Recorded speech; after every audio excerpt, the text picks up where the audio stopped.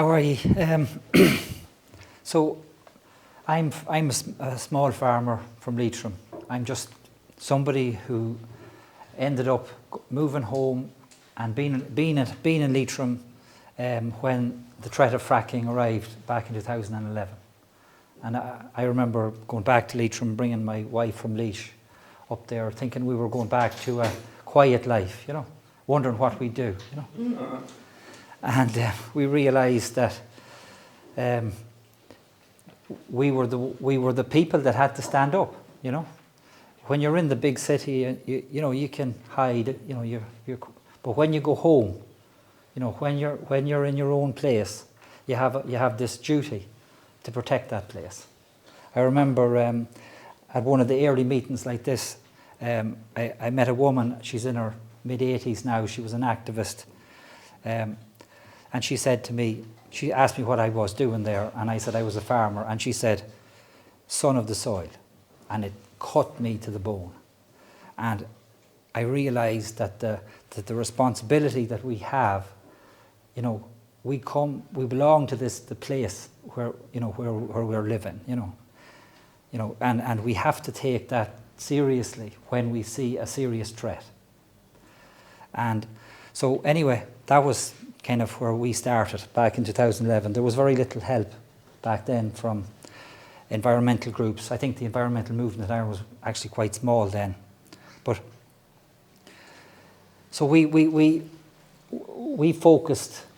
We'd seen what was happening in Rossport, you know, and all the negative campaigning that was done about those people, and we kind of focused on a vision of our county. So we said, why are we concerned? We're concerned because this isn't in line with the vision that we have for the place that we love. And people talked about the right to live in a safe place, you know. So it was really about pollution and the health of our kids, and that's what drove us. So what we did then was we acted out on that. So we weren't really anti-fracking, you know. We were love Leitrim, you know. And that didn't mean that we weren't anti-fracking. We were very clearly anti-fracking, but it was easier to talk to people about what their vision for the county was, as what we could lose if we allowed this other thing that was coming to happen. And the threat was real. And so the fracking's important now because it kind of shines a light on, you know, what's possible. So what can communities do in a situation where they're facing these massive changes? And so at the time, you can remember back that time, there was supposed to be peak oil, and then in America they discovered fracking, and then there was going to be an abundance of oil, and every country in the world was going to have their own oil and gas, and we're going to stop sending money to Saudi Arabia and Iran and places like that. And the big thing in America at the time was drill a well, bring a soldier home. It was actually called freedom gas, you know. So there's always a good story. In fact, the Americans thought they were going to reduce their emissions by fracking America. But now they are fracking America, and we realise that actually that particular industry is driving climate change, that the methane emissions are driving. So there's always a narrative that's there to promote the next thing. So you have to be careful about those narratives. Our concern as a community was, well, okay, we hear all of this that's happening. It's great for the environment. It's great for security. But what about the health? What about health? Where's health to be considered? You know, so where is the other objectives that we have for our county being considered? What you realise, no, this thing has been bulldozed through for reasons that we don't understand. So mining, we're told, is about the environment now, you know, and we do know that, you know, if we're going to transition to a green world, that we're going to have to do lots and lots of mining. But like, are we really transitioning to this new environmental world, or are we just really continuing with extractivism, you know? But so they're the things that as a community we have to really find out where we stand. Now with fracking, what happened was We won that argument locally because we went to and we sought out communities where this was happening already. And we listened to what they were saying. We listened to about what they were saying about the law, about regulation, about what could be done and what was really happening and how people were really being affected. And that's why it's so important to hear the story from Northern Ireland, because they are in front of us in terms of this. They started 5 or 6 years ahead of us. But another very important point that's been made in Ireland at the moment, you see all of these areas that are subject now to prospecting.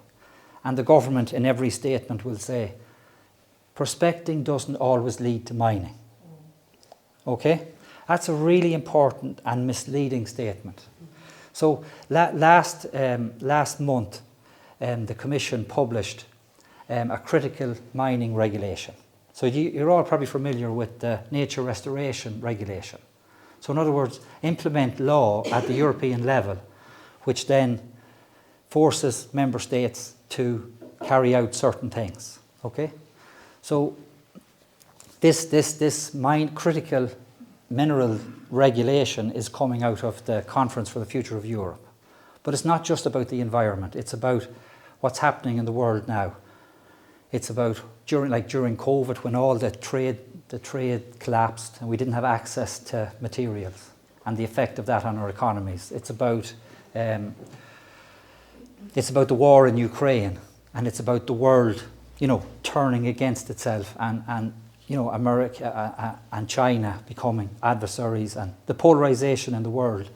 And we understand that China controls most of the minerals, and now a race from the West to try and catch up. They're the things that are really happening. So this critical mineral regulation was only announced in March. The Irish government is developing policy now, mining policy, and there's the 2017 mineral legislation is just about to be commenced. So this is all coming, but people don't even know. People don't understand. But the objectives so we can understand why there's a need for more minerals, because we're going to have this transition, okay? But what does it mean? So it means in Europe that there's an objective that at the moment we produce 3% of the minerals that we need, okay? There's an objective that between now and 2030 that we produce at least 10% of the minerals that we use in Europe. There's also an objective that no third country in the world would supply more than 65% of the minerals any particular mineral that we use. Okay, so that is going to absolutely, and it is I want to go straight to so how do they implement that? So what they're proposing is that they're going to fast track planning for mining and for processing. Okay, so after this regulation is enforced, and for projects that are in the process, you will be guaranteed planning permission for a mine within 24 months. Okay, you will be guaranteed planning permission by default for a processing or within 1 year, and this is how we're going to achieve these what they call critical minerals in Europe. Okay, so the idea that somebody might find gold here and not exploit it isn't really in line with the direction that things are going in. So what we have to do now is we have to raise. So what we done in Leitrim was we had to figure it out. We had to learn about what's in front of us and develop local expertise. You can't expect other people to protect you. I'm looking down at a lady from Monaghan who's fighting this, and there are 9 families that are fighting a mine in Monaghan that are trying to protect themselves. So in Leitrim we had 22 groups fighting fracking. There was literally 30 active people all the time for 6 years. And that's how we protected ourselves. And if we hadn't done that, if we hadn't put in that, if we hadn't got that concerned and found out and listened and got really active, then we wouldn't have been able to end up, and it wasn't just Leitrim, and Timmy Dooley played a really important role in the fracking ban. In the end, actually, Tony McLaughlin, a Fine Gael TD, introduced the legislation, but Timmy Dooley actually was very important in making sure that it got through in the end. You know, because it needed support of Fianna Fáil and Fine Gael. We ended up with full unanimous support. So we won the argument at the local level, then at the national level. So even these regulations, they still have to be implemented at the state level. So like in terms of what's happening here with gold mining, so what we've done in Leitrim, and I know that you've done it here too, is that we looked to America and we looked at communities that were affected by mining, and some of them put in local bans in their local ordinances. And what they done was they effectively banned gold mining by banning the processing of ore with cyanide and mercury. So Leitrim did that. And they were able to do that because that policy that we're all talking about hasn't reached the point where that couldn't be done. So you're supposed to develop policy at the local, lowest possible level. So we're ahead in Leitrim by starting at the end and banning the processing. Okay? Now, it's happened now in Clare. I think Donegal have done it. Sligo is in the process of doing it. What we need is all of these counties that are affected, they need to protect themselves by doing what they can at the local level and then building that momentum to the national level. Like when we get to this next election, it could be an election in October. There needs to be, like nobody has discussed gold mining in the Dáil. You know, there isn't a conversation about processing ore with mercury and cyanide because there's no political support for that, yet it's going to be implemented and driven, and then we're going to be talking about how to regulate an industry that we never asked for. So I suppose what I want to say is that we were in the situation that you're in now. We're still in it. Treasure Leitrim, they're trying to have a gold mine in Leitrim as well as here. And that's going to be fun for them because we're already organised and we already had a big campaign and we're just like, oh my God, what's happening here? But I think they want to try and force something through that would maybe create a change in the culture in Leitrim. But at the moment, Leitrim is going to protect itself and it's capable. And I think Clare has a lot of similarities with Leitrim. I think the people here are well able to see a threat and stand up for a threat. But what I want to say is we were able to stand up to the oil and gas industry and ban fracking. So there is no excuse in Ireland, in this little country that we live in, for our water and our air to be destroyed. No excuse. We're not out there involved in wars yet, you know. We're supposed to be neutral. All of these reasons for all of these minerals, a lot of them are to do with conflict, you know. We don't need to support gold mining. The world is full of gold. There's no good reason to use cyanide and mercury in Clare or in Leitrim or anywhere in Ireland. But what our campaign, and Clare was part of this campaign, showed was that we actually have to take responsibility, and when we do, we have no excuses because we're well able to achieve these things. So if Clare gets a gold mine, it'll be because Clare allowed it to happen. And if Clare doesn't get a gold mine, it'll be because Clare stopped it. And nobody from outside of Clare can really do that. It has to be ye. Like I'm privileged to stand beside Fidelma and Cormac. I know what they're at. We did it for a while, but we never seen fracking. You know, we stopped it before it happened.